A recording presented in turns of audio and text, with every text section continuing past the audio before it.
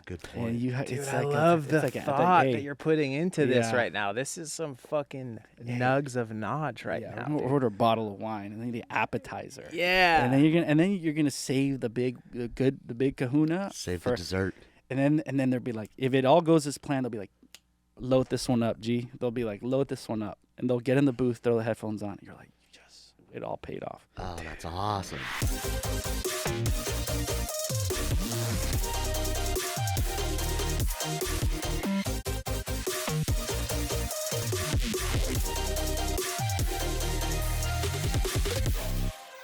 What's up, everybody? My name is Parker Ament. My name's Danny Ferrari. And we are Excellent Sound. We have a very special guest today, a very mysterious, very elusive, very talented and handsome producer, Go off, King. Americo, better known as Boombox Cartel. Thanks, guys. I appreciate it. So This- excited, bro. This Am I is really like, that mysterious? dude, you're very mysterious. I don't know. I'm going to get into the mysterious Maybe a little part. bit. Maybe a little bit. Yeah, so, like, you and me, we've never, like, officially met, but, like, I've seen I you guess at that's parties. mysterious. I've seen you, like, in the crowd, and I'm It's like lurking is to that you. is that Americo Pause. over there? Is that Boombox? Like, I never knew. And so, you know, we'll get into it a little bit more. I don't want to sound creepy or whatever, but you're very elusive and very mysterious. So, thank you for being here, man. I appreciate it, guys. It's, like, super That's awesome. It's full circle for us. Like I kind of mentioned to you before, like we started off, one of our very first videos was doing like trying to remake Alamo. I heard it. Yes. I heard it, and Sorry. someone shared it with me. Like I think maybe right after you guys posted it. That's so rad. And I was Really? like, "Yo, this is like pretty close," and it sounded better than the demo of Alamo. That's So- crazy Really? to say, because like, to us, like, you know, when we started doing the tutorials, we wanted to just figure out how to make these specific sounds that we were hearing, and we couldn't find it on YouTube. And we weren't that great of sound designers at all, to be honest with you. But We were getting there. when I heard Alamo, I was like, I think, and I could be wrong, but I just heard the reverb filter. I was like, I think it might be the reverb filter, something like that. And then we just went from there. And that was a huge part. It was one of the first videos that did very well for us. So thank you very much. So I No, don't know if man. you know this, but Hey. like a big part of our like, you know, snowball into like getting more views and getting subscribers was always doing boombox videos. So if we did a boombox video, we didn't do too many. We tried not to do too many, but Yeah. we knew if we did a boombox video that people would watch. And so a Okay. lot of Excellent is built off of the boombox brand. Hey, I don't Riding mind. your coattails.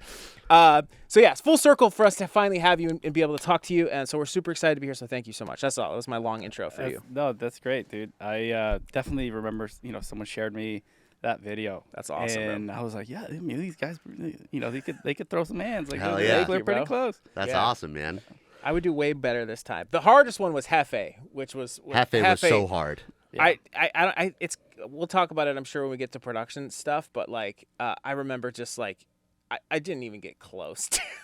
Yeah. But I was like, this is the closest anybody has, because there was like maybe one other one out there that wasn't. I Yeah. don't know. Anyway, But I mean, the recreating sounds, recreating other music, other everything has been a number one part of the culture. Like, Yeah. that has been.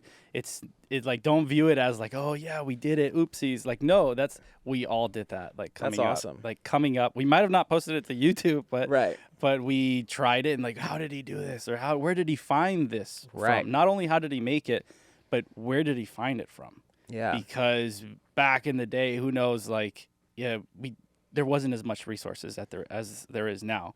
So even just looking for stuff and finding stuff was just as hard as like making it. yeah. I believe that. Like finding the right good sounds back in the day was really tough. You had like Vengeance. You know what I mean? Yeah. Like, And that's about it. and then a lot to dig through with Vengeance too. Sorry, go ahead. You were gonna say, and what else? well, just we would kind of share it to our homies. Gatekeeping was massive. Oh yeah. Oh, for sure it was. Big gatekeeping. Like, Yeah. yeah, what do you use for this? Like, nah, I'm not gonna tell you. Like, that's really That's a why personal I'm, like, question, bro. That's why we're able to do all this. But Yeah.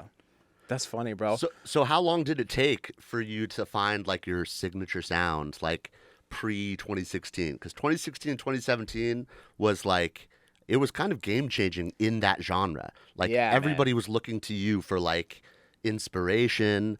Some people were like ripping you off. I remember that. Like, What can you tell us a little bit about that? I mean, I think you'll never know that as an artist. I still don't know what is like the thing, because that thing might be different for everyone. Yeah. Because some people will be like, yeah, I love People I Know. That's one of my favorite songs. I'm like, that's just one indie song that we put out as Boombox. Yeah. That, maybe that one person might know us for. But then other people might be like, well, Moon Love, Jefe, like that's the stuff that's your sound. So maybe different pockets of people have different sounds and perceptions of that artist. But I don't know to this day. Right. That's such a similar answer to like Dylan Francis. Like we had him on the show and we asked him that kind of same thing, and he does not care. He will release every style song. He'll do a pop song, house song, dubstep, and it's like, it's so refreshing to hear that. You know what I'm saying? Yeah, it was kind of like, what's the like frowned upon? Like it was like, oh no, you're doing something taboo other than trap. Yeah. You're doing something other than trap. No, he's canceled. Like he's not one of us anymore. Well, like genres change and styles change, and people like different stuff. And some people grow up with the trap wave. Some people grow up with the dubstep wave. Some people grow up with the momoton wave. And okay, like I went to Dylan's last show, right? Yeah. And I came up listening to Dylan, like, yo, the momoton stuff, like, and I was just a super fanboy of that. And his new set right now, it's very progressive, like new genres, new styles. And I'm like, whoa, like that was my pocket of him. Like, but he still played some of it, but I'm still open to like learn and like take in the stuff that he's going at. Like he's just kind of like Diplo. Like he'll do twerk, he'll do country, he'll do. Yeah. Oh yeah, Diplo's all over the place. How was collaborating with Dylan on your newest release, dude? Yeah. That's like, it's a banger of a track, dude. You guys together is Love a the great vocals in great there. combo. Yeah. He's just like a great guy. Like I think just having good energy in the studio. Yeah. Because you don't have like an expectation. You don't have it has to sound like that. Like it's not. There's no egos there. There's no nothing. He's just. We're just there to make something. And if it sounds good, it sounds good. No rules. And just having a friend in a studio, game changer. Yeah. I got to ask you guys too, because like, ask you. It's hard to get that in my mind, because you guys were together for a point. But so when it came to like a certain time when you guys really started to pop off, I remember around the time, I feel like what to me, right, and you're right, people have different sort of explanations of when maybe they get into you or what they define as your sound of what they know you as. But to me it was like Aftershock, the blend of trap music and future bass and a little bit of dubstep too with some of the heavier sound design. Like that's Boombox Cartel to me, right? And at the very, very beginning of that stage, of that sort of genre becoming, and I would say it's hybrid trap, but it's the Boombox hybrid trap, because it's got the melody, it's got these beautiful chords. Yeah. It was you and Tyler Tyler is Nightmare creating Aftershock, right? Yep. And when that song came out, I feel like it was the perfect timing for that genre, right? So I want to know, how did that collab come about with you and Nightmare for Aftershock? We were living in the same neighborhood. Like, really? Yeah, like North Hollywood. I think he was probably an Icon or like after Icon, and I think all the kids like these are grown ups now. The right? Icon kids. Yeah, I mean, they're just professional musicians. Like, they ended up kind of living around the same neighborhood. Like even like I think even Slander, even like Marshmello, like Keizo, Ghastly, like that whole like North Hollywood squad just living in the same neighborhood. And we were like very close. Mm-hmm. Like we kind of were right there. When we weren't touring, we were like right there. And I think that's kind of what added to that. Like he was there. We were playing around the same shows. We came back home. We were kind of like almost on the same flight home, kind of like that. Right. And it was just so accessible because he was like right there. Did you know like how well that your sound would blend with him? Because out of all those people that you just named, like during that North Hollywood Icon kids and like other people who didn't go to Icon but were hanging around, because Ghastly didn't go to Icon, I don't think, right? No, but obviously Jaws did and Nightmare and Keizo, right? Did you know that, like, because to me, that was like you two coming together, you guys were at the same point in your career, and then it just fucking rocket powered you guys into like the front of the genre, right? Yeah. Did you have any idea that was going to happen, and did you like specifically know that like Nightmare was the right person to collab with at that time? It just happened. Just like, because that's all we knew. I think we weren't really in this like social media thing. Right. We were just local physical neighbors, and we went to the same parties every Monday, Tuesday, or we went to the same, like we were in our community. Right. And that's why we probably gravitated towards each other to make music together. Same with like even Quicks. Like Yeah, he was Quicks is another he was huge like one. living in Hollywood too. Yeah. We would see him at the Space Yachts or at the Brownie shows, or we would see him all at these like local events. And we had a connection before we even worked on anything. Right. And then that's why we were emotionally invested and like musically invested in each other, and we made something together very naturally. Yeah. And it was really cool because I would say, actually, I forgot to mention Quicks, because shout out him too. Yeah, big shout out. Because you guys were definitely like a big forefront of pushing that genre forward, and it just exploded, you know? That is super important. I still say this, like having a friend in the studio, physical, like, you know, social time, like present time with other musicians, and you know, even a writer, even a singer, anything, just so important. Because if you're solo dolo on your own computer and then just the internet is out there, you could just veer off into like the abyss. So it's really important to ground yourself with people. Right. That brings up an interesting question too. I'm curious, like, because you were, you were in a duo for a long time as part of Boombox's career, and congratulations for you to continue to have success after that too. Because I can imagine that would be very difficult to have a partner and then no longer not have that as somebody to rely on. Like you said, working with it. I know he and I work together, and if I was to now all of a sudden have to jump into my own sessions, I'm so used to working with him that I would be probably like very kind of scared. It was terrifying. Yeah, like what was that like? Just two homies. I mean, short story. Two homies in Mexico. We go to music school in Minnesota. Why Minnesota? Yeah, that's so random, dude. I didn't even own a jacket at the time. Oh my god! So I was like, I applied to Berkeley. I applied to this. I applied to all these, and in 4 hours we got accepted to this one in Minnesota. Well, it was like a rock school in St. Paul, Minnesota. Whoa. Dead of winter. It was like right after New Year's, and I was like, "Mom, I think I got into this thing. I just want to give it a shot." Like, because I had already dropped out. I was a complete failure in the regular school. So I was like, "Hey, it's like summer camp during the winter. Like, let me give it a shot." And I'm like, "All right, we'll see." So flew out there by myself first, and then I was like, "Yo, rock school, there are musicians everywhere." There was a little like dance music club. There was only like 4 people there, and it was like. Who was it? Like this guy Andrew, Nostalgia back in the day. This guy Vasky. Are these like their dubstep, like local dubstep touring acts? Wow. In Minnesota? Like this is 2012. So Minnesota had the scene. Minnesota had the scene. I swear to God. No. Like better than I can LA. see that just like a Way better dubstep, than like Colorado kind of is right now. Like Straight up. Yeah. Like okay. untouched, like Skyway, The Loft, like that whole gang, like there was a whole nest there. So I ended up going there for a semester.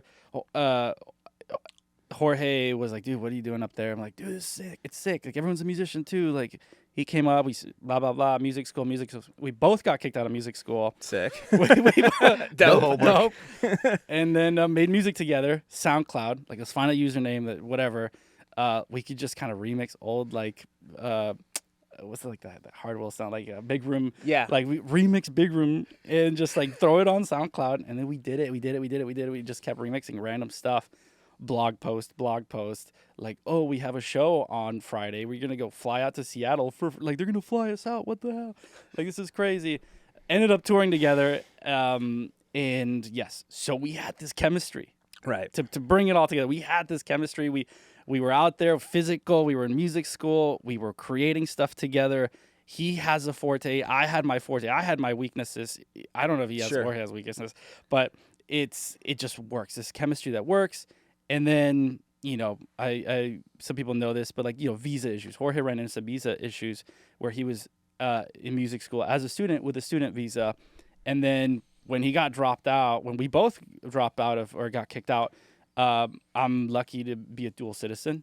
So, raised in like South Texas, like Tex-Mex, my whole family's Mexican. his like visa didn't change over to like a tourist visa or a work visa. That was like in the process. And it was in the process for so long that when he was traveling back and forth, they like flagged him. They're like, wait, you're not in school anymore. Like, what are you going to LA for? He's like, well, I'm applying for my work visa. Well, are you working? It's like, well, kind of not. Like, we're not playing shows for free. So, no, you're a DJ. Look, this is you on this stage. And I don't know how it actually went down, but, you know, it was just probably the worst, like, month of, like, I'm not, whatever he went through was insane. But just, like, me in LA in a 2-bedroom apartment, knowing my homie's not going to come back. Damn, dude. His whole like his bed, like his like closet, everything just all right. I'm just solo dolo, I guess. And like Boombox. That must have been so scary. Yeah, Boombox. I think around Quick Supernatural era, around like Afro. Like, it's like, dude, what am I gonna do? He can't play 95% of the shows because they're in the States. Mm-hmm. So, and then I'm like, okay, do I say that? Do I say like, yeah, my homie got clipped by, like, that's kind of, I don't want to say, like, by immigration. Really, that's his responsibility. I'm not going to air out his laundry. So I stayed quiet for so long. Yeah. Quiet enough that people were like, oh, you kicked him out. You kicked him out. You wanted all this for you. Like, brother, trust me. I don't want to do this alone. I don't want to do this. Yeah. So we just had this chemistry, and we were just, I mean, I was depressed. I straight up hated it. And, you know, every show I'd go to, the promoter's like, yo, where's the other guy? I'm like, fuck. Like, you have to explain the story. Where's the other guy? Where's the other? I'm like, God damn, like, I should probably just quit. Wow. But when that happened, like, it was so confusing because when that happened, like, Boombox around that time, I don't know, it was like we had probably like 5,000 followers on Instagram. Mm-hmm. And, you know, I kind of kept doing it, numbers kept growing, and like the remixes and this other singles and the EPs that were coming out, we stayed in touch like digitally, and I would go back so often to Mexico to just keep that thing alive. Yeah. And it just worked, man. It really worked where just keep the fire hot, keep it hot. I'm like, dude, we're still here, we're still good. Jorge, people love you, dude. People like there's still hope. Yeah. He found incredible opportunities in Mexico. He's like a writer, a producer for like big like pop artists in Mexico too. Oh, that's awesome. He's thriving in Mexico, and we're able to kind of keep this like Boombox thing, you know, alive. Right. But dude, confusing. I bet. Yeah. People were loving it. Some people were really hating it. People were kind of blaming him, like, why'd you dip? People were blaming me, why'd you kick him out? And I'm like, well, I don't want to air out someone's laundry and saying that their situation. Yeah. But now that he's vocal about it, now that he's expressing it more, I feel more comfortable like saying it because it's a tough situation, man. Yeah, that's got to be hard. If we were in that situation, I'd be so bummed out, man. Yeah. Just so your homie, I mean, all the whole like physical footprint. Like, imagine the physical footprint that you have left in your space. Yeah. All of a sudden, you're like, yeah, they just clipped him on the way back. And then it's on you. Now it's on your shoulders to... You have a calendar booked. Yeah. Right? You got shows booked. Your homie probably has to find a spot back in Mexico, maybe go back with the fam, maybe find roommates over there. Right. So just you're in this, like, emergency mode touring, but then, like, where's the next song? And then and then you're just kind of keeping all these plates warm. And that was like during the height of like these songs were going off, man. You guys were on. You're still on. You're still doing great. I keep calling you guys because I can't get it out of my fucking head. But go for it, dude. Say you guys. Really. So you know, you guys are on this trajectory. Yeah. And then all of a sudden you get you have the best news mixed with the worst news possible for you guys. So you for the front end of the project, you're just smiling, kind of like just like that, and then you're just kind of dealing with like, you know, visa meetings and like we're getting paperwork, and we for that whole time just talking to like lawyers to like get them back. Right. And we got scammed by a lawyer. We got just promised some stuff and didn't work out, and then just, you know, wasted a ton of money on certain things, and just he, you know, ended up taking all these meetings, getting all these letters. We got all incredible letters from like I think Tiesto, Diplo. We got Wow. big letters of Mad Decent, like Ausla, like everyone was supporting Jorge, full extent. But just you can't beat the system. Guys, I wanted to take a quick break to tell you about this crazy full circle moment with Americo. Back in 2016, we were producing hybrid trap every single day. We were making remake videos. We were young bloods. Boombox Cartel was a crazy influence on us, so we decided to make a sample and preset series called Cartel. Cartel is one of our most popular packs. It's been used by Skrillex, Joyride, Nightmare, and some other really big artists. And to celebrate Boombox Cartel being on the show, sharing production secrets with us, we want to give you guys the entire Cartel bundle for an insane price. 390 serum presets, over 1,500 samples, 3 banger project files. There's something in there for you. And to get this Cartel series bundle, go in the description, hit that link, and start producing some hybrid trap. Thank you, Americo, for coming on the show, and thank you guys for supporting Excellent Sound since 2016. Let's get back to the episode. Yeah. Is it like once you're out, you're out? Like, is it that type of scenario? Like, I feel weird like talking about it because I didn't go through the actual process, but just once you get a little flag on your profile, then you have to ask for forgiveness for the ban, and then you could reapply. So it's like there's one way out, but you need to do 2 steps to get back. It's a long process just to get visas or anything. It's also like family members get flagged too from the person that got flagged too. Wow. Exactly. So it's like it just spreads. It spreads. So I got flagged too. Oh wow. I was raised in Laredo, Texas. I was born and raised in Laredo, Texas, in border town, right? And my family lives in Monterrey, Mexico. So like my parents have 2 houses where they would just drive up and down, visit grandma, come back to work, visit grandma. So every time I would cross the border, like empty the car out against the car. What are you doing down here? Who are you? Jeez. Americo, and then the name Cartel. Like, what's going on? Oh my God, that's right. You probably didn't think about that, huh? No. And then just like secondary in the airport in Chicago, secondary here, secondary everywhere for a while. And then I remember I was traveling with my dad from Mexico, visiting grandma, going back to Texas. And then my dad was like, why are you guys picking on him? Like, he has the same name as me, too. Why aren't you guys bothering me? Sir, he has a flag on his profile. We can't really tell you why. He's like, just ask him all the questions you need to ask him. Right? My dad, like, stood up for me. Ask him everything. Yeah, he's traveling way too much. He was in China just last week. I'm like, well, because he's an entertainer. Like, he's traveling. All of the visas are correct on his passport. All right, sir. And just like... it was just it's this like thing that exists, but it doesn't. You can't fix it. It's really just up to them. Right. And you just kind of have to just go with the flow. You can't really do much. Yeah, I like how you said entertainer and not DJ. Like the term DJ is kind of like a taboo thing still. You don't want to say that either. Yeah. That makes sense. Don't say that. DJ, it's like drugs. It's right. drinking. Oh, you're bringing ecstasy into the country type of shit. Yeah. Still to this day, which is crazy. Yeah. Even going to Canada. Like, I was like, where are you? Oh, you're performing at a celebrity, or you're performing at Il Sonic? Like, big drug rager, huh? Like, what? Dude. Like, no, like, there's security at these festivals. There's people that might do it and might enjoy music a little more just by doing that. But hey, I got a USB, I got a computer, and I got a backpack, and I'm here to hopefully make people happy. And they'll give you hell.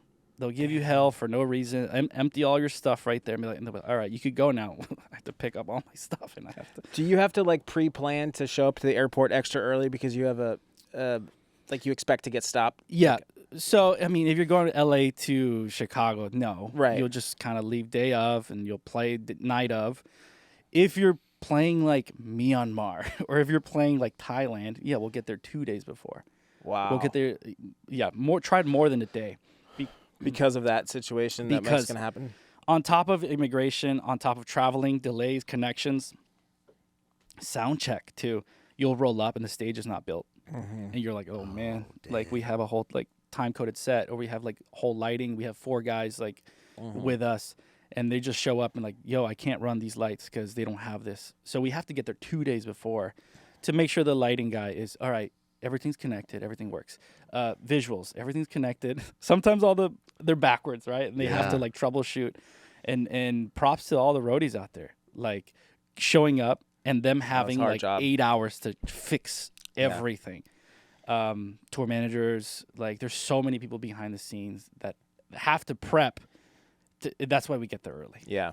Well, I was thinking just because of also you're probably going to get stopped because of the flag issue too, is what I was saying. Yeah, but less in like it's more just in the U.S. It's more like in the southern like border. I see. Maybe like Canada. I never had like any problems within Europe. I never had any problem. Jorge had problem in Australia. I was like, okay, yeah, we have an Australia tour. Jorge, come with me. Like, we got this. Yeah. Let's do it.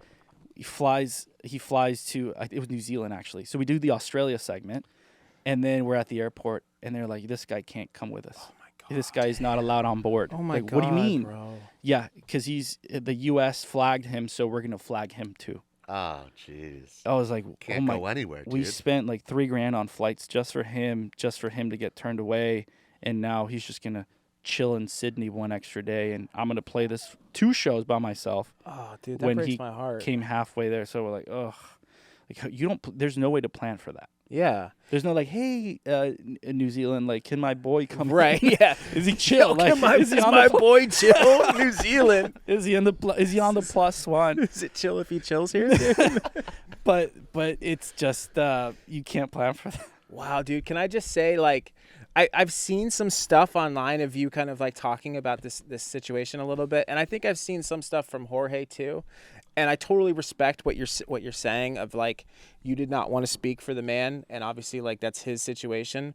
But I can just say like right now, like without a shadow of a doubt, like it is so awesome for you just to be able to share that story for people, like just saying Thanks, it out man. loud. Because I know like you've done some stuff on Twitter, but I really feel like a lot of people are gonna really appreciate that. You know, Yeah, it's I very do. refreshing. You know, Yeah. I wasn't trying to go there with No, the question, man, but I like just I'm glad that you did, because that's really cool that you opened up with that. So thank you for doing that with I us. appreciate it, man. And honestly, it's the fans for being hella patient. Yeah. Just imagine being in the dark. Like, where the hell is this guy? Like, who, their name is Boombox Cartel. Like, what are they doing? Yeah. So, and just us, like, not saying stuff is for the sake of lawyers or for the sake Sure. of, like, for, maybe he'll be back in a week. And Yeah. maybe he'll be back in a month. Maybe he'll be back. And we were just holding on for dear life. Yeah.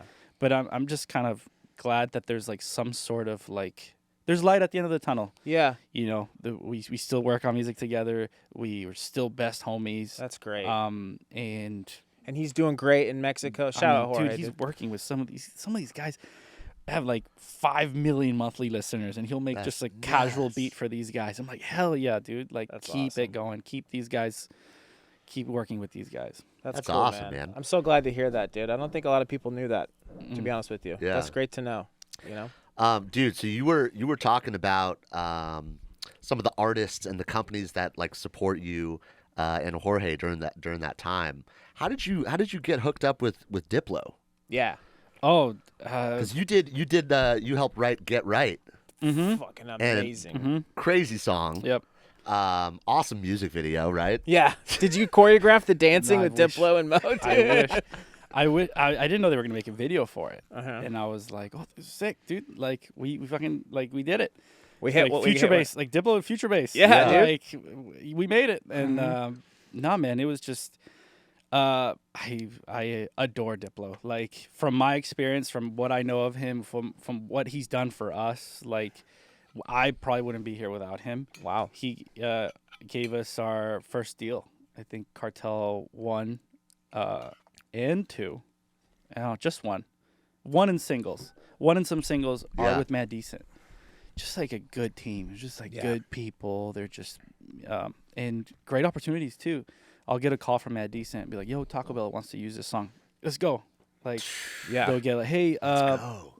this song is on. I think the last song on that deal was Drip with Dylan, and it's like on episode like 1 of like Brother Son or like one of those like TV shows, and they just work so hard, like Mad Decent and that whole ecosystem, the Diplo ecosystem. Yeah. They're a great label, man. I mean, It's a very and they're rare- cool as Yeah. fuck, too. Like, Mad Decent's cool, you know what I mean? Yeah, it's very rare to have a label work that hard Yes. for its artists and get everybody signed syncs. to them. It's like you get signed to this label and then nothing happens. Yeah. Like, Yeah. you No, know, it's sometimes it's really hard. it's tough, dude. But the effort, like, because the Mad Decent thing came with like, hey, I got to work with Diplo more. I got to, even work on like the Major Lazer like potentiality and like demoing of that project. Wow. Exposed to incredible writers. Like he got me in a session with some of the best writers in the world. Wow. These people would just sit down and just spit out like hits. Damn. Just one track. That's so sick. And I'm like, wow, this is, and just my mind just opened up. Yeah. And met amazing people through him too. But just, there's so many like incredible supporters of the project, and we're just forever thankful. Yeah, Diplo has to have one of the best ears in the industry for talent. He for sure does. He knows when somebody's going to be, like, he gets everybody. You know what I mean? He'll Yeah. work with you. Dylan does that too, actually. I think Dylan is always on top of, like, who's the new up-and-comers and shit like that, Oh yeah, too. and he was so nonchalant about it when he talked about it. He knows what he's But doing. He's a smart knows. motherfucker. He for sure. He learned from does. Diplo, Yeah. probably. Yeah. Yeah. That's sick, bro. We love that song, and that's awesome that you're working with other projects outside of Boombox, man. Yeah, I mean, that's another way to just stay hot, and another way to stay fresh is some of these records might not make sense for just Boombox. Mm-hmm. Like it wouldn't look great for like a Boombox record. It would just been like Yeah. but maybe someone else with their sauce on it or with their like contacts or their features on it, it'll shine. It Yeah. shines. Like same thing. Like I did other music for other people, and I would just say, hey, this song for just Boombox maybe wouldn't have done it correct, as it would have, and you could kind of flex those muscles a little bit and feel better about your music, because maybe like your trash is like like, dude, I love this. I'm like, wait a minute, if you love this other demo might be hot too. Right. So it just really boosts your confidence so much. That's really smart too. You're kind of working with I don't like to use the word rinse, but we use the word rinse a lot in the sample world. Yeah. We'll make 20 kicks, and maybe like 5 of them might be like stinkers for this pack, but those might actually work for a different pack. You know what I mean? And then also enabling ourselves to I don't want to say this in a bad way, but also like financially, be smart about what we're making, what we're creating. The fact that Mad Decent is a label that actually goes out and gets you paid beyond the fact of just streaming, that actually is trying to get your stuff synced in place. Yep. Like that's a huge part of making money with music that we're just recently experiencing. Like we got a track that we did for somebody, and it just got placed in a show, and we're like, oh, that's how it's supposed to work. Like they reach out to you. You're not like, hey, can you put my song in? It's like, Yeah. you got to keep trying to make money on top of this music thing and keep rinsing the stuff. And- So that's cool. And everyone's working towards like, because Mad Decent, like I think Nightmare was on there too. I Yeah. think like other people, Oh, yeah. plenty of other people, like Bauer, like Yep. Yeah. just Jaws was on there at one point too. But you have a whole collective of people kind of leveraging each other or kind of working together where like, I have this song, it's going to make sense for like this family. And that's what a label is. And then the big shows could go to that family and be like, hey, out of your entire family, I'm looking for something like this. So it's easier for the big dogs to find stuff when you're, dipping with different labels. Like it's okay to do that. And just just super thankful to have even worked with them. That's awesome. Did they help with some of your features for Boombox? Because like you have some of the toughest features, and like you don't see that in trap music. Yeah. You're seeing people get like vocal samples from Splice, or vocals from some packs, but like you have like tough ass features. I You know what I'm appreciate it, man. saying? I take big pride in the features, and I think that's probably my forte. Is trying to find people early on and trying to understand what they would be good at, getting them out of their comfort zone. So, there's some features that I've been hunting for 2 years. Really? That I've Oh, just you're been still like going. sauce in the email, like showing up to their, show or like just doing some research, hearing their older stuff, and then just kind of like trying to find and then I'll send a pack of 2 songs. Hey, I know you're going to crush either of these. I'll study the tempo that they would rap on or sing on. I'll study the key, their vocal range. Wow. Because you can't send someone something pretty low and their vocal range is very high. So you got to know if you want what tonality. So you got to do your research, what key they usually sing on. And, like rappers or vocalists, they'll hear that their favorite key and they'll just go. Yeah. So you have to do a lot of homework when you're working on a feature. And if you're physically there at a studio session, you got to play these records in order to hype them up. Oh, that's a good point. And Dude, I love the thought that you're putting into this right now. This is some fucking nugs of knowledge right now. Order a bottle of wine and then the appetizer. Yeah. And then you're gonna save the big kahuna. Save the dessert. And then they'll be like, if it all goes as planned, they'll be like, load this one up, G. They'll be like, load this one up, and they'll get in the booth, throw the headphones on. And you're like, it all paid off. Oh, that's awesome. If you're an EDM producer and you need some serious sounds, make sure you guys go to XLNTSOUND.com. They have everything you need, from Serum presets, project files, remakes, and even free downloads for you guys. And check out all these different testimonials that all these heavy-hitting EDM producers are saying about XLNTSOUND.com. And on top of that, use code TheExcellentShow at checkout to save 10% off your next purchase. I've never heard anybody go into that much thought and detail about... Because it's such a, I'm so glad that you just asked that question about your feature, because that's true. And it's so nice to know that there is this extra thought that's going into it. The fact that you were able to notice that, and then you be able to share that detail for people is so great. And there's also this level of difficulty with working with rappers and hip hop artists. You know, there's brother. You know, we got a studio, so we understand how it all works. You know, the relationships, and it's tough sometimes, and like there's personalities that fight with other personalities, and it gets rough.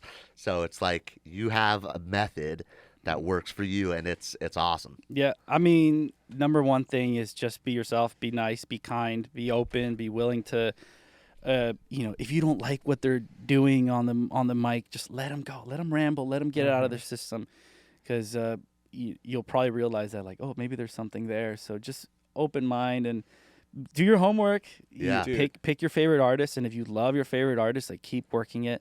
Like Jid, for example. Like I don't think he'll ever make EDM ever again. Like I think, I was like, dude, this guy is just the next Kendrick. Like this guy's the next. Like I gotta get this guy, and just working that angle for so long, and with that immense like talent comes a price too. So you just gotta set some funds aside and if you put your money where your mouth is. And just truly grateful to like be able to work with someone like that and punch him out, and have him do this weird EDM thing, right? For once, and then their career just keeps going. Like it's just a blessing to be able to punch in with creative like people like that. I love the thought of like for like newer producers, or like even like, for anybody that like wants to work with somebody, I think a lot of times it could feel really intimidating and like they feel so out of reach. But the fact that you're like, hey, like put in the extra effort to let them know that you support what they're doing and you're a fan of what they're doing by reaching out to them, but also showing up to their shows, trying to meet them and be like, hey man, like, and just like doing that, being that face. I think that advice is so great, is like, you can, it's not easy, obviously, but like even if you are like a nobody, you could probably get somebody's attention if you put a lot of thought and time into it, like you're explaining. That's a really, really great piece of advice. Yeah, and it's not like this could get very confused with like, I'm just chasing clout. Like, dude, I'm a fan. Yeah, like, obviously. Dude, I love what these artists are doing, what they're making, and when you get to meet them, like you get to talk to them, and there's something there where you're like, oh wow, like we could relate to a lot of stuff, and this circles back to the physical, social connection. Like with Nestle, oh my God, my homie, like same thing. I was like, dude, you're fucking crazy, dude, you're incredible. Like, can we work on something? And he was just down, and that's just kind of like a Hail Mary, and he was just down, and then he trusted me. Put him on some EDM stuff, and I was like, "Yo, what is this EDM shit? Like, let's keep it going. Funny. Let's keep it going." I'm like, "Dude, yeah." It's a lot of trust. They gotta trust you, and if you see something, like, go for it. There's a lot of like the newer artists too. Be like, "Americo, could you help me with get a feature with this?" Like, dude, DM him. Yeah. Oh, I don't know. It's just there's this vocal on Splice that I could just use. I'm like, yeah, but I'm sure 40 other people have probably already used it. Yeah. But you can use it. Oh man, but I really love this artist. I'm like, all right, I'll DM this artist for you. Hey, my buddy really loves your stuff. Like, It sounds so funny when you place it like that. It's so I'm true.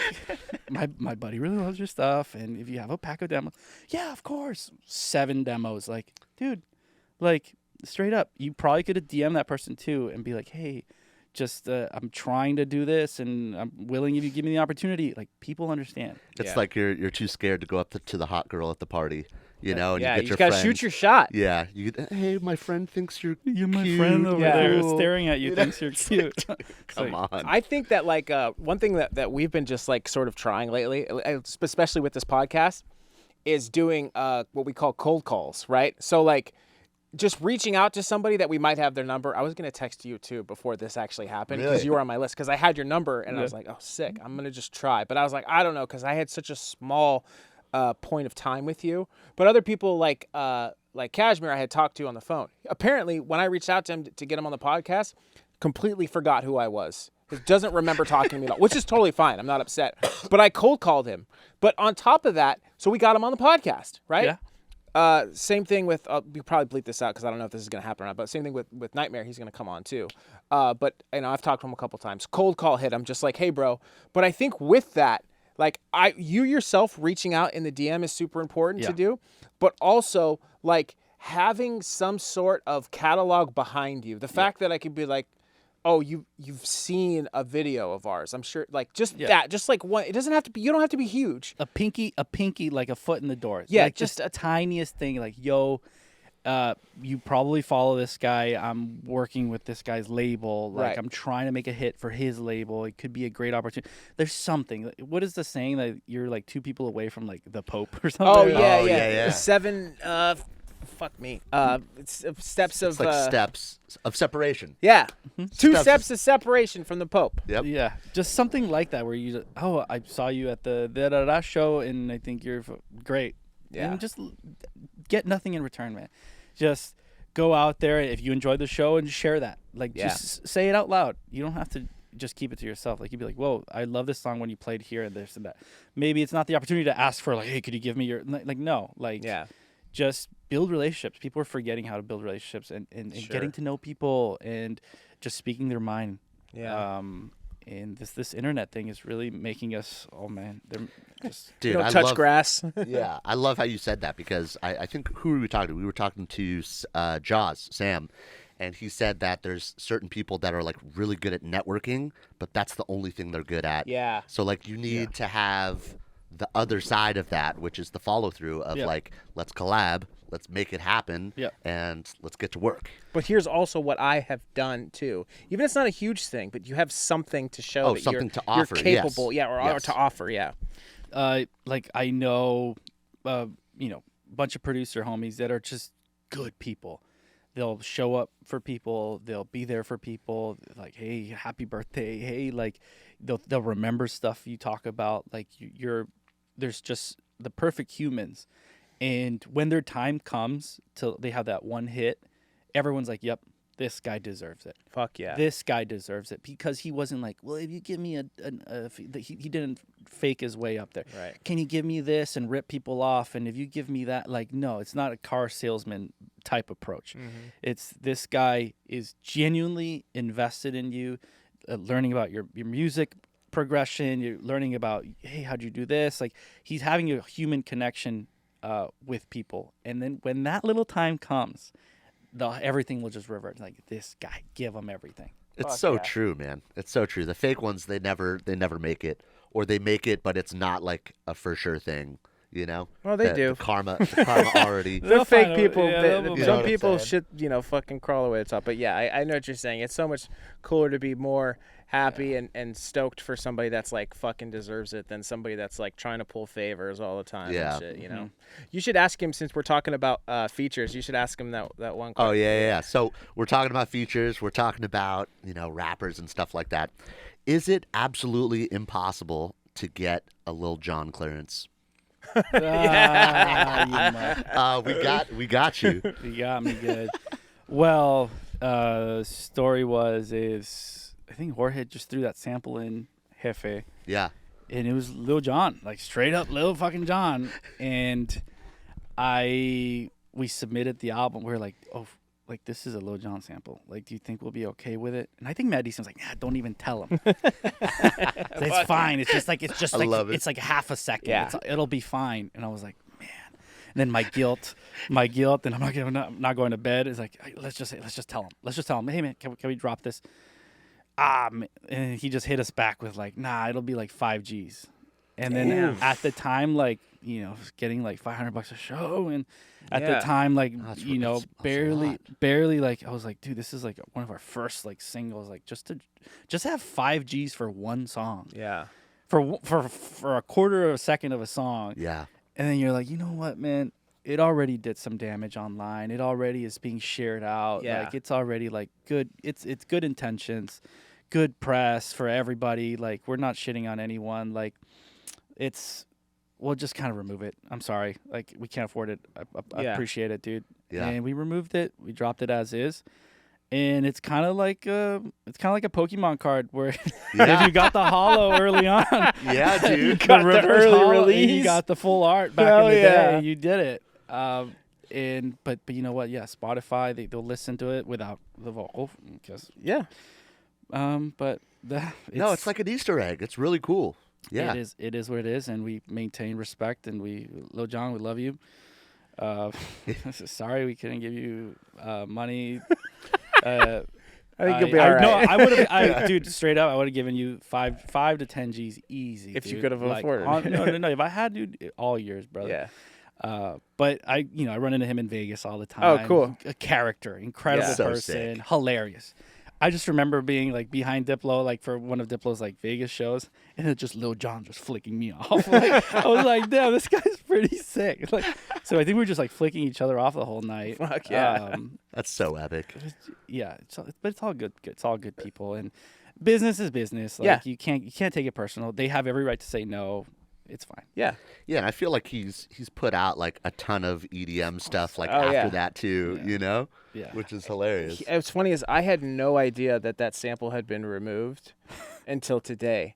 No way. Yeah, I had no idea because he was like, oh yeah, the Lil Jon sample, and I'm like, wait, what Lil Jon? He's like, dude, from Jefe, and I was like, what?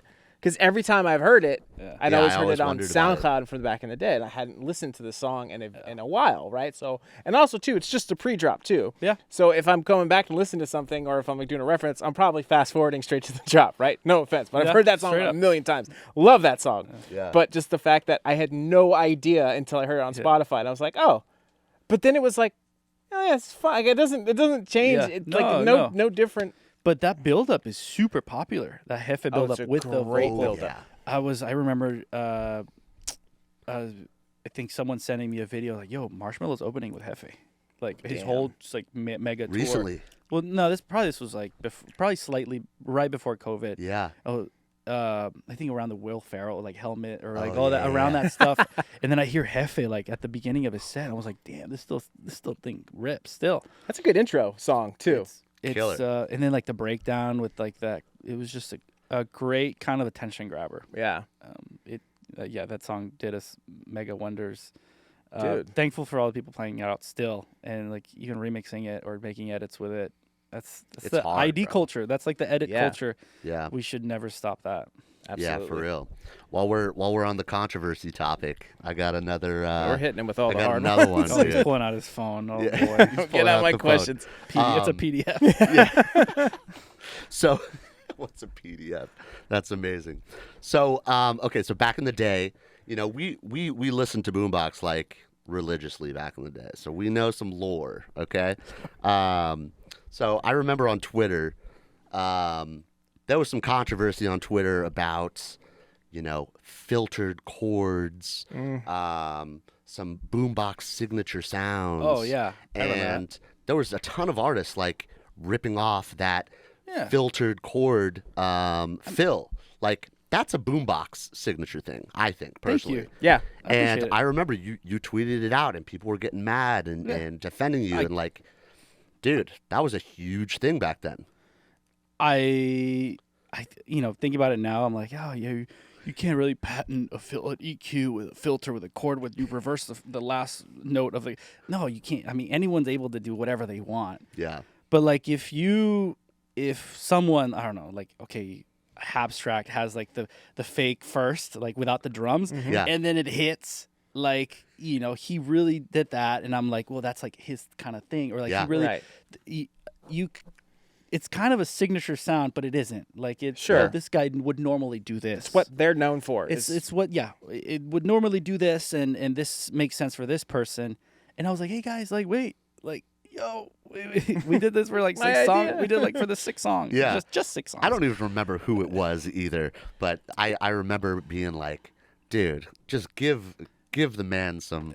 I was like, well, guys, like, I don't know why I even said anything. Like, I remember, I shouldn't have said anything, honestly. Like, it was, I get it. No, I get it, bro. but like, just like, damn, like, we kind of really did like, it was something that we would just throw in to like really sign this, you know, nice little signature on there, and then you just see that thing get played out by other people, and I was like, you know what, yeah, that's awesome. Like, good for them. Like, that means we're doing something good.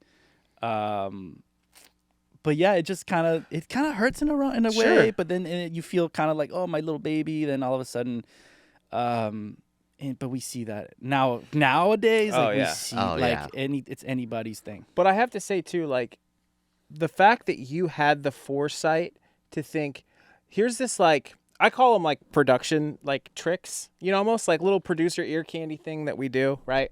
And obviously everybody knows how to reverse reverb a vocal, right, and throw it in and it sounds cool, or doing reverb throws. Like, those are like little producer tricks. But this specific trick was something that you had a thought of as like, for Boombox, I want this to represent what. So when you hear this, you hear a boombox. Not just you, I just like doing this technique. You were thought like a tag. I want this to be represented as boombox, right? Mm-hmm. So I can kind of see it from your perspective as like, you weren't just like, I think if you just hadn't thought about it and you were just doing a production trick, you know what I mean? Like a reverse reverb, you probably wouldn't have. But the fact that you had the thought of like, I take ownership over this. I want this to represent the boombox sound. Yeah. That makes sense. Like, I would be bummed out, and it would probably, you know, hurt my feelings too if I didn't get a little, you know, ego wise too, you know, be like, oh man, like, I just want a little bit of recognition of being like the guy that like kind of did this, you know? And we're battling our demons. Like, we hear that, like, you're like, wait a minute. No, like, that took me forever to like kind of make it feel good. Like, or during Whisper, or during Supernatural, or like during like it was like a thing, and then now just everyone just sprinkling it everywhere. And I'm like, yeah, well, like, you're allowed to do it. You can do whatever you want. But it was like, okay, now trying to find the next thing now. Or like, I got to figure it. But that keeps us on our toes. Sure. It keeps us doing fresh stuff. I can tell it's so hard for you. But okay, if you pitch bend a flute, that's Kygo. Relax. Yeah. Sit down. Don't pitch bend a flute. Yeah. Don't, like, there's certain things for some people. If we could think about it. Simple delay is eliminate. If you hear a vocal on a simple delay, that's like a really fast, like slapback vocal on a delay or something, I'm thinking it sounds like Eliminate. Yep. Or at a time, he doesn't do this anymore, but that Ricky Son bass that was from a the Virtual Ricky Riot Son, yeah. preset, right? Yep. For a time, there was the Jaws bass, but everybody ended up doing that as well, too. Exactly. There are specific things that are like signature sounds to specific people. But yeah, it's hard to differentiate. You're right. And we've lost footprint of that. The Yeah, internet, for sure. With like algorithmic timeline, and with like where's this music coming from? Back then we had more of a clear vision where like everything came from, where it'd be like, all right, soft dubstep, hard dubstep, and then harder dubstep, and then we go, like, you could kind of see, like, you could put names and you could follow the trajectory of music within EDM. But now you're just like, whoa, this guy from over here is doing this guy from over, and you don't know the source of anything now. Yeah. Inspiration is just spread out. Right. So, but yeah, like Ricky Son, like he has a very particular way of doing his sound design, and you know where that is from. Yeah. Even like, yes, each producer has their own little thing. Right. But now you could make them, sell them as a sample pack, and now everyone has them. Yeah. That's what we do. Yep. That's exactly what we do. But it's because it's the game has changed, and everyone has to even stand out even more. People have to even go even crazier for that. Yeah. Hey guys, hybrid trap is one of my favorite genres of EDM, but it's also one of the most challenging to produce. That is why Cartel Volume 3 is such a staple in my production. Cartel Volume 3 contains 150 serum presets, over 750 samples and loops, and of course, a hybrid trap banger Ableton project file. style. Some of my favorite Serum presets are the crazy wonky leads. They all got macros on them. If you don't know sound design, you'll be able to use them and abuse them. And if you do, you can easily tweak them to make your own unique signature sounds. For the next 30 days, Cartel Volume 3 is on sale for a very special price. So don't wait, go in the description and hit that link and start making hybrid trap bangers today. I do think though that like, and I'm excited to get when we get into production because I want to hold a lot of stuff. A lot of my questions that I have are a lot of production stuff because I'm a big fan of you as a producer. But like, I noticed things that you guys have done in the past too with like, I think it was Supernatural with Quicks. You guys gave the stems online to splice or something. It's like a remix call. And the chants. This is what's so great. The chant stem had a different. There were all different samples for each one. And it was like 8 different ones, and then you would duplicate that essentially over. So you're doing like, instead of just being like the what? Yeah. It was like 8 different ones. And it was just something like that. That was like, what a cool fucking idea. Well, let me tell you this. That is Quicks. Really? That's all Quicks right there. Really? I remember making music with him. It's when you're just previewing samples, ding, bang, ding, dong, ba, Yeah. like he would just kind of go down the line.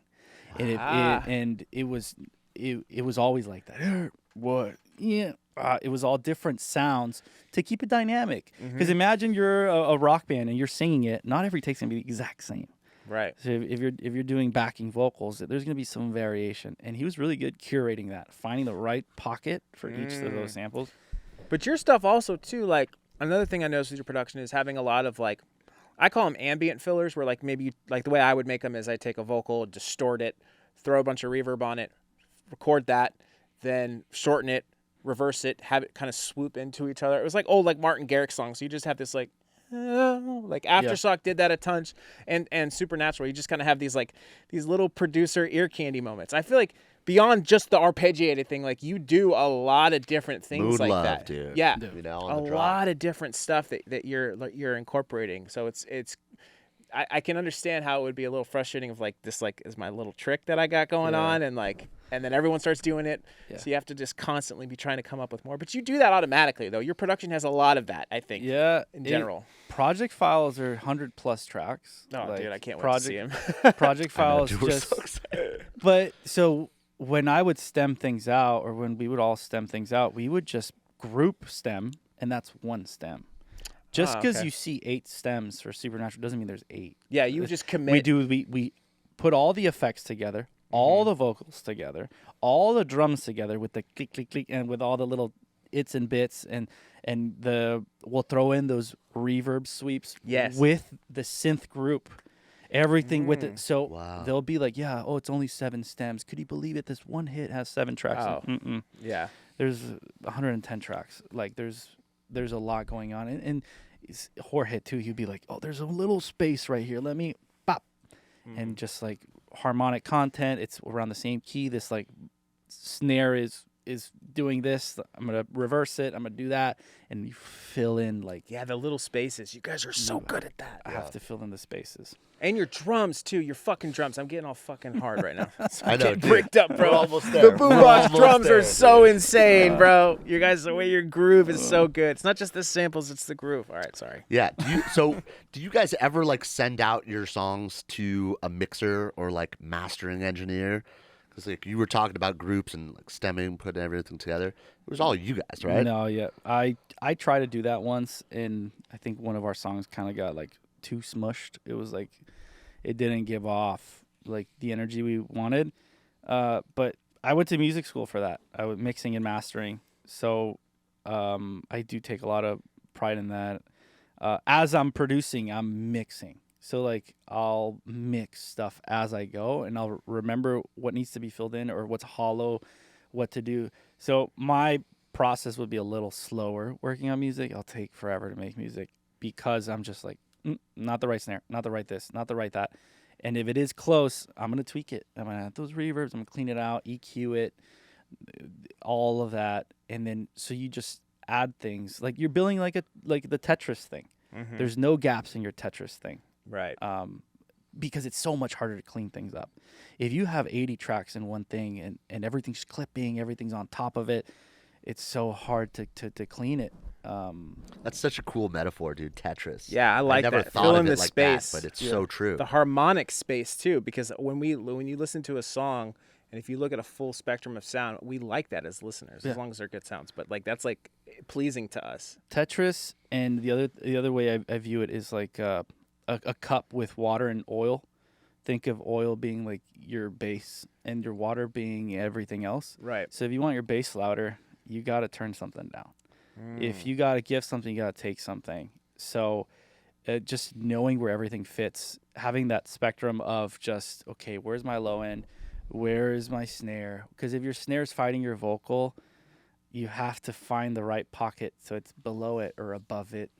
And you just have to make everything sit right, like that Tetris piece. Yeah, your guys' mixes are insane. I'm serious. Yeah. I'm going to gas you up. Yeah, for the we're gonna rest of the gas you up, episode, bro. dude. Appreciate it, guys. I really appreciate it. All right, so we were just talking about off camera. We were just talking about how you actually had an interesting time with Skrillex at a festival. Like, what were you saying? You guys? I think he's like a unicorn. I think he's just there. And I think it was EDC. We were at EDC walking around the festival grounds, and then he was just him with a couple people. And they were like, "Oh, hey, where you? Yeah, well, come here, come follow me." It was just like very like, "Follow me." Was he glowing? Yeah. Was he It glowing? was floating actually. Come Americo. Yeah, come Americo to the techno tent. The techno tent. Yeah, well, it was empty. The techno tent was empty.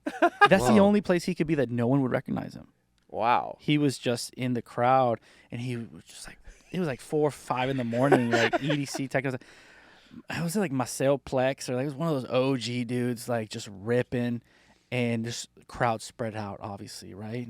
Genre, was big in Europe, maybe not as big in the States, and we just had like we were just like dancing, we were just hanging out like in the festival grounds, and I think we ended up catching a ride with him back to the hotel. Because, it was to get out of EDC, it was like a 2-hour thing. Yeah. Oh, yeah. He had like a bus parked, like, backed Oh, nice. in. He sorted out, and he just hopped in. Went back to the hotel, and dude just disappeared into thin air. Never saw him ever again. He's like, jeez, that guy. What a unicorn. Yeah. Thank you for sharing that. That's, No, man. that's a Love that. beautiful story. Yeah. You just had time. You had a good time with Skrillex in the techno tent, and then he brings you home. It's like Cinderella, and then the chariot just turns into a pumpkin. It floats. Gone. It's like the Like a best sled, like like a rave Christmas sled. story. That's rave fam. Into the ether. Yeah. I've met him 5 different times. I've said hi to him 5 different times, and like, yo, yeah, what's up? Yeah, what's up? Like, it's kind of always been like that, and it's all just been like positive. Like, it's just like He seems like that type of guy. You started the podcast talking off like he's the elusive one. I mean, Skrillex is the True. elusive Yeah, one. that is true. I don't think you're elusive anymore now that I never actually thought you were elusive. He kind of mentioned that, so don't It's put not that a on bad me. thing. It's just That's like all right. You're you're just a a little little elusive, dude. Yeah, haven't seen a lot, but There's aura in that. yeah, you got some aura points. Oh, sure. Yeah, for Yeah, sure. like 5,000, I'd give you. Okay, let me write that down. Yeah, keep it up, dude. Thank you for sharing that. No, man, yeah, and so many stories. Yeah, obviously, Yeah, we it's could awesome. probably hold them off for For next time, maybe. the next time. Yeah, we love clickbait stories about Skrillex. Yep. Anything we can Oh, put there in. you go. Yeah. Just kidding. No, I'm not. All right, I think that's pretty good. I mean, we got a lot in. Thank you so much, Americo. Boombox Cartel coming in. Huge full circle moment for us. Very, very, it was a pleasure having you, bro. Thank you so much for coming. Thanks for having me, guys. And if you guys stay tuned, I think either right after this video or maybe next week or coming up soon, we're going to be doing, for the first time ever, we're going to have Boombox Cartel opening up some sessions and talking about production with us, being able to ask questions, open up some project files. So we're super, super excited. And thank you for honoring us with that. And, we're really, really excited to see what you guys. We're really, really excited to hop into your projects, bro, and see what you got I'll going just on. open like Microsoft Paint projects. Yeah. This is my drawing. Hold on, let me hit up the ghost producer real quick. Yeah, hey, dude, he wasn't available. So. Yeah. It's actually in Sony Acid. What was the fucking weird DAW? Yeah, reason. Yeah, Reason. probably the biggest myth ever. Who knows? Yeah, you never know. Yeah, this ghost producer produces on Acid 4. Or like Yeah, it's some bullshit. Ableton 3. He hasn't updated yet. How are we gonna read? He goes to another school. You wouldn't know him. You wouldn't understand. He goes to Berkeley. Yeah, he goes to Berkeley. Well, thank you guys for watching. We'll see you guys in the next one. Like the video, comment, subscribe. Make sure you check out Boombox Cartel if you haven't already. Obviously, you're probably here because of him. But let's see you in the next one. Beautiful.